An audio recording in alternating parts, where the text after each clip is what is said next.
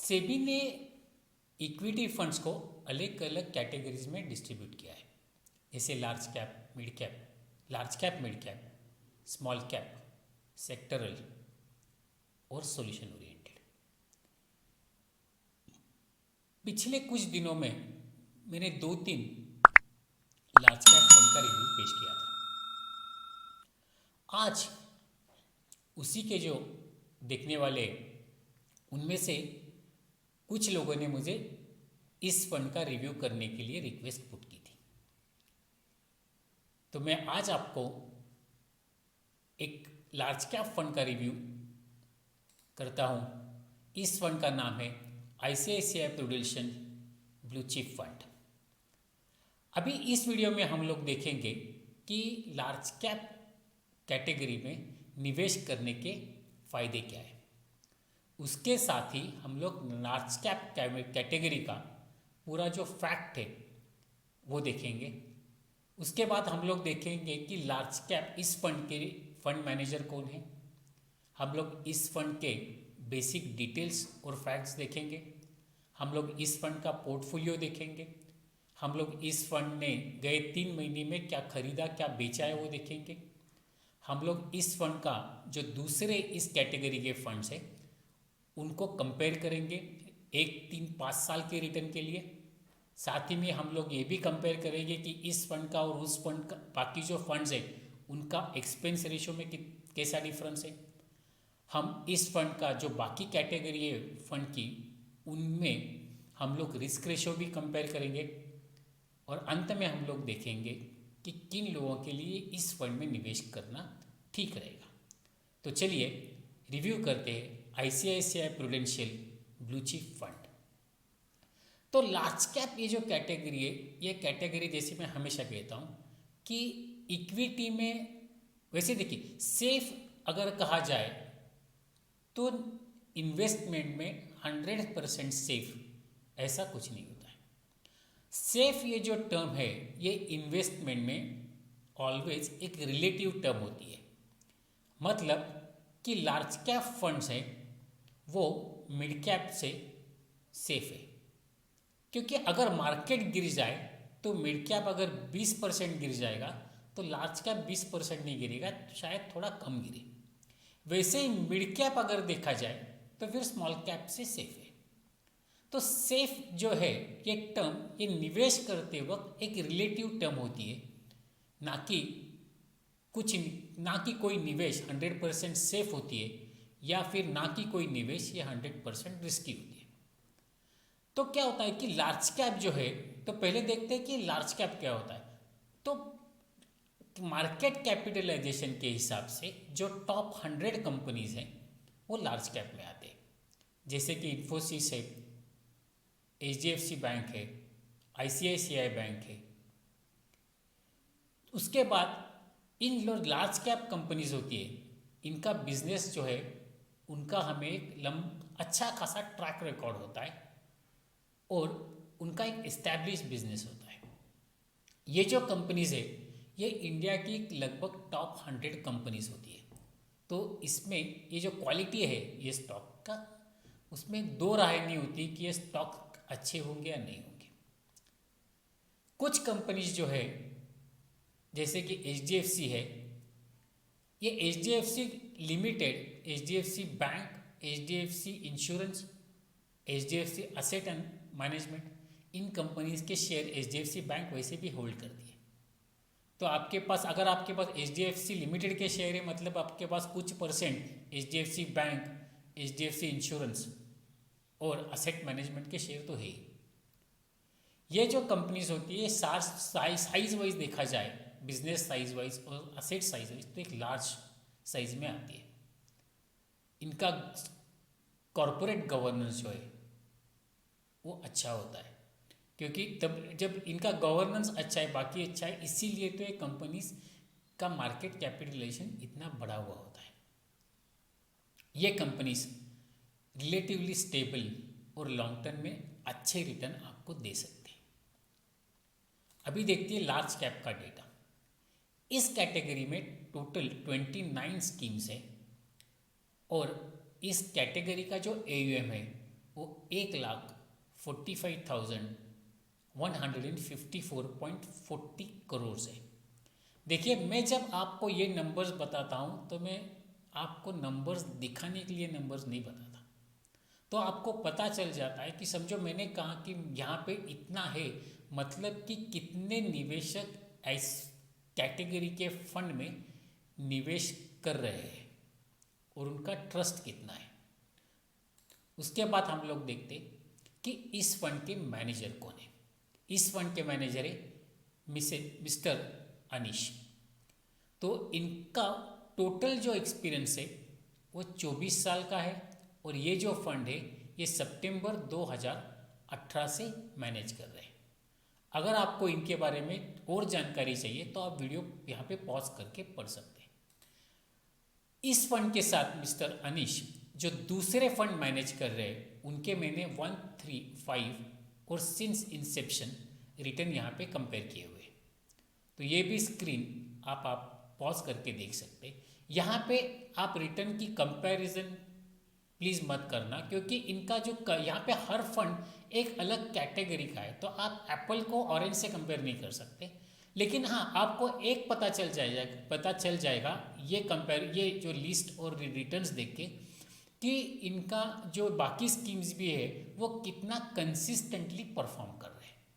और साथ ही में आपको ये भी पता चल जाएगा कि इनका जो AUM जो मैनेज कर रहे उसका साइज कितना है। Objective of the fund to generate a long term capital appreciation. ये फंड 80% से लगा के 100% तक इक्विटी में निवेश कर सकता है लार्ज कैप में, और दूसरा 0 to 20% डेप्ट और कैश में।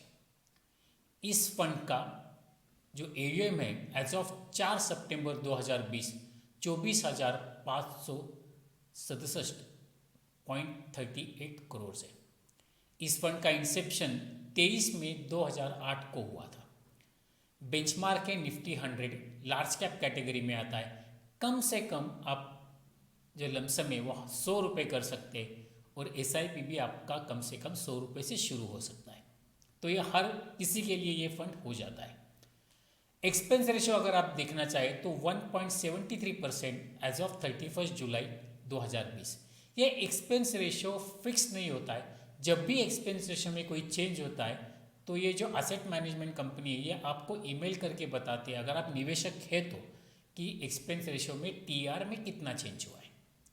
अगर आप इस फंड में निवेश करते हो और एक साल में अगर पैसा निकालते हो, एक साल के भीतर, तो आपको 1% एग्जिट लोड देना पड़ेगा। लेकिन यहाँ पे समझ लीजिए ये एक 1% एग्जिट लोड आपके जो आपकी अमाउंट है उस पर लगने वाला है, ना कि आपका प्रॉफिट है या लॉस है उस पर। असेट एलोकेशन देखते, इक्विटी में 94.14%, डेप्ट में और कैश में 5.86%, लार्ज कैप में 89.70%, मिड कैप में 4.16% और स्मॉल कैप में 0%। पोर्टफोलियो हम लोग देखते, टॉप 10 जो स्टॉक्स है उनमें इनका निवेश है 50.07%। टॉप जो सेक्टर्स है उनमें सबसे ज़्यादा होल्डिंग इनका बैंक में है और सबसे कम इंडस्ट्रियल गुड्स में है। टोटल नंबर ऑफ कंपनीज जिनमें इनकी निवेश किया हुआ है वो है 53 कंपनीज में निवेश हुआ है। तो टोटल होल्डिंग है उनके पोर्टफोलियो में वो 53 कंपनीज का है। लास्ट 3 महीने में जो कंपनीज में इन्होंने निवेश बढ़ाया है या जो कंपनी में निवेश किया है, जो नए कंपनीज ऐड किए पोर्टफोलियो में, उनके नाम ये है। जिन कंपनीज को उन्होंने पोर्टफोलियो से बाहर निकाला है उन कंपनीज के नाम इस स्क्रीन में आपको दिख रहे हैं। साथ ही में देखते हैं कि पीयर परफॉर्मेंस कंपैरिजन। देखिए ये यहाँ पे मैंने 1, 3 और 5 साल का जो रिटर्न है वो यहाँ पे दिए। साथ ही में मैंने आपको उनका AUM जो है डेली AUM वो भी यहाँ पे दिया है। यहाँ पे आपको मैंने निफ्टी 100, निफ्टी 50 इन दोनों बेंचमार्क इंडेक्स का भी रिटर्न दिया हुआ है और कैटेगरी का एवरेज कितना है वो भी दिया है। तो अब यहाँ पे आपको आसानी होगी इस फंड को बाकी जो फंड है इसी कैटेगरी में उनको कंपेयर करते वक्त। इम्पोर्टेंट रेशियोज जो है यहाँ पे भी मैंने आपको इस फंड का बेंचमार्क इंडेक्स और बाकी जो फंड्स है जो इस कैटेगरी में आते हैं उनका मैंने आपको यहाँ पे रेशियोज दिया हुआ है। देखिए ये जो रेशियोज जो होते हैं ये स्टैंड अलोन रेशियो कोई मायने नहीं रखता। अगर मैं कहता हूँ कि ICICI प्रूडेंशियल का स्टैंडर्ड डेविएशन 19.81 है तो मुझे पता नहीं है 19.81 ज़्यादा है या कम है, लेकिन मैं अगर ये कहता हूँ कि इस फंड का स्टैंडर्ड डेविएशन 19.81 है और BSE 100 का 21.7 है, इसका मतलब कि इस फंड का BSE 100 से जो है रिटर्न्स का जो वोलेटिलिटी है वो कम है, मतलब रिटर्न ज़्यादा कंसिस्टेंट है। उसी प्रकार में यहाँ पे मैंने बीटा, अल्फा और शार्प रेशो इस फंड का और बाकी जो फंड्स हैं उनका दिया हुआ है। अभी ये इक्विटी डाइवर्सिफाइड फंड है, तो जो निवेशक बाजार की नज़दीक सी समय में आने वाली उथल पुथल से अगर उनको फर्क नहीं पड़ेगा तो ऐसे निवेशक इस फंड में निवेश कर सकते हैं। जो निवेशक एक इन्फ्लेशन को बीट करने वाला रिटर्न चाहते हैं वो निवेशक इस फंड में निवेश कर सकते हैं।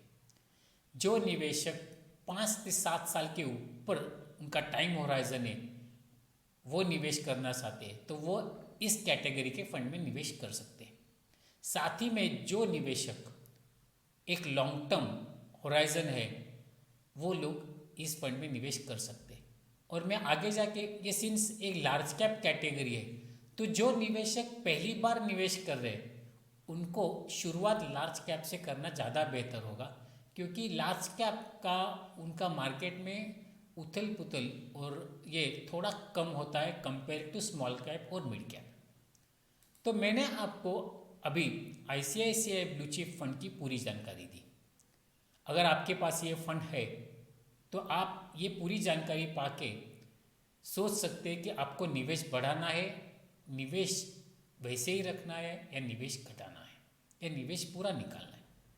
साथ ही में आपको अगर आप निवेश किया नहीं है, निवेश करना चाहते हैं तो आपको यहाँ पे पूरा कंपैरिजन मिल जाता है।